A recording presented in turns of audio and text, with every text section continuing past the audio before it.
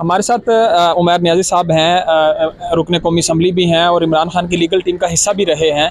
आज भी एक हुक्मनामा आया है अदालत का, इस्लामाबाद हाई कोर्ट का, कि सुप्रीडेंट अडेला जेल जो हैं वो इमरान खान से पहले तो मुलाकात करें और मिशाल यूसुफजई हैं तहरीक इंसाफ की रहनुमा, और उनसे पूछें अगर वो उनकी वकील हैं या नहीं, इमरान खान से हिदायत लेके वो अदालत को आगाह करें। और फिर 3 बजे इमरान खान को कहा गया है कि पेश करें और IJ को हुक्म दिया गया कि आप उनके इंतजाम करें। तो ये पॉसिबल हो सकता है इन हालात में? देखिए, पास में भी अदालतें फैसले देती रही हैं और आप देखें ऑन एंड ऑफ जजेस जुर्रत का मुजाहरा करते हैं, मगर जो 26वीं आईनी तरमीम के बाद माहौल बना है उसमें जो है ना इस अदलिया के पर काट दिए गए हैं। आप खुद देखें कि 6 जजेस खुद इस वक्त इंसाफ के तालिब हैं, फिर उन्होंने अपना लेटर लिखा सुप्रीम कोर्ट में, उसका कुछ नहीं हुआ। उसके बाद आप देख लें क्या हालात हुए कि इसी इस्लामाबाद हाई कोर्ट में बाहर से जजेस को लाया गया, उन्हें सीनियरिटी भी दी गई, फिर चीफ जस्टिसशिप भी जो इधर का राइट था वो भी कहीं और दे दी गई। तो जब इस तरह के माहौल हों, मैं नहीं समझता, मतलब ऑर्डर हो भी जाएगा तो फ़ौरन जो है ना ICA बैठ जाएगी, 2 जजेस का बेंच बैठ के उस ऑर्डर को सेटिसाइड कर देगा। या